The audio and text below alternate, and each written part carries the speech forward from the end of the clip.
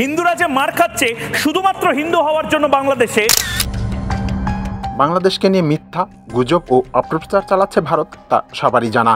কিন্তু ব্রিটিশ পার্লামেন্টে 5 আগস্ট হত্যাকাণ্ড এবং বাংলাদেশের সংখ্যালঘু নিরাপত্তা নিয়ে ভুল তথ্য উপস্থাপন, এর মাঝে লন্ডনে প্রায় 1.5 শতাধিক মামলার আসামি এবং বাংলাদেশের সাবেক প্রধানমন্ত্রী শেখ হাসিনার সভাপতিত্বে আওয়ামী লীগের সমাবেশ, সব মিলিয়ে এবার ভারতের পর দ্বিতীয় অস্বস্তির কারণ কি হতে যাচ্ছে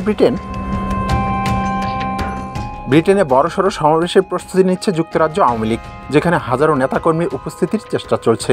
ওই সমাবেশে বক্তব্য রাখবেন সাবেক প্রধানমন্ত্রী শেখ হাসিনা।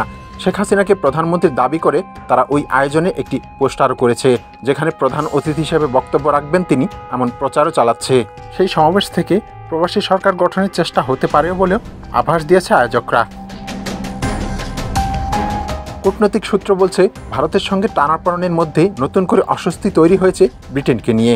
ব্রিটিশ পার্লামেন্টে বাংলাদেশের সংখ্যালঘুদের সুরক্ষা এবং অন্তর্বর্তী সরকারের কার্যক্রম নিয়ে প্রশ্ন উত্থাপন করেছে দেশটির অল পার্টি পার্লামেন্টারি গ্রুপ।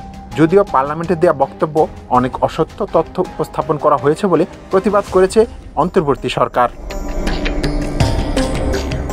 ব্রিটেনকে নিয়ে অস্বস্তির দ্বিতীয় কারণ হচ্ছে দেশটিতে অবস্থান করা আওয়ামী সমর্থকদের তৎপরতা। তারা লন্ডনে আগামী 8 ডিসেম্বর একটি বড়সড় সমাবেশের প্রস্তুতি নিচ্ছে। ওই সমাবেশে শেখ হাসিনাকে ভার্চুয়ালি যুক্ত করার চেষ্টা করছে আয়োজকরা, কিন্তু শেষ পর্যন্ত সমাবেশটি হবে কিনা বা আদৌ তিনি বক্তব্য প্রদান করবেন কিনা তা নিয়ে রয়েছে সংশয়। লন্ডন সমাবেশের আয়োজক যুক্তরাজ্য আওয়ামী লীগের সাধারণ সম্পাদক সৈয়দ সাজিদুর রহমান ফারুক বলেন, আমরা আশা করছি শেখ হাসিনা ভার্চুয়ালি যুক্ত হবেন এবং প্রধান অতিথি হিসাবে বক্তৃতা করবেন। তার সঙ্গে তাদের কথা হয়েছে কিনা, অর্থাৎ কিভাবে আমন্ত্রণ জানানো হলো, এমন প্রশ্নে তিনি বলেন, বিভিন্ন মারফত যোগাযোগ হয়েছে। ওই সমাবেশের জন্য ব্রিটিশ পার্লামেন্টে অনুমতি নিয়েছেন কিনা জানতে চাইলে তিনি বলেন, হলরুমে অনুষ্ঠানের অনুমতি লাগে না, কেবলমাত্র 10 ডাইনিং স্টেট এবং পার্লামেন্ট সামনে অনুমতির প্রয়োজন হয় না। বাংলাদেশের নির্বাচিত প্রধানমন্ত্রী আরেকটি সাধারণ নির্বাচন হওয়ার আগ পর্যন্ত তিনিই প্রধানমন্ত্রী থাকবেন। আমাদের এই সভায় আমরা আশা করছি হাজার হাজার লোকের সমাবেশ হবে এবং আমাদের সমাবেশে বাংলাদেশ আওয়ামী লীগের সভানেত্রী তিনি আমাদের সবাই প্রধানমন্ত্রীর বক্তব্য রাখবেন। এদিকে ঢাকায় নিযুক্ত ব্রিটিশ হাইকমিশনার সারাহ কুককে বুধবার ডেকেছিলেন পররাষ্ট্র উপদেষ্টা মোহাম্মদ তৌহিদ হোসেন।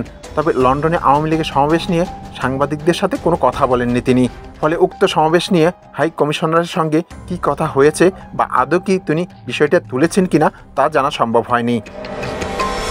পররাষ্ট্র মন্ত্রণালয়ের এক সাপ্তাহিক ব্রিফিংয়ে সাংবাদিকদের প্রশ্নের জবাবে জানান, ওই সমাবেশে শেখ হাসিনার ভার্চুয়ালি উপস্থিতি কিভাবে নিশ্চিত করা হচ্ছে সে বিষয়ে মন্ত্রণালয়ের কাছে কোনো তথ্য নেই। তবে মন্ত্রণালয় থেকে জানানো হয়, হাজার হাজার মানুষকে হত্যার দায়ী অভিযুক্ত একজন পলাতক আসামিকে এমন সমাবেশে অংশগ্রহণের সুযোগ ভারত সরকার কিভাবে দেয় তা তারাই ভালো জানেন। লিয়াকত আলী, ঢাকা প্রকাশ।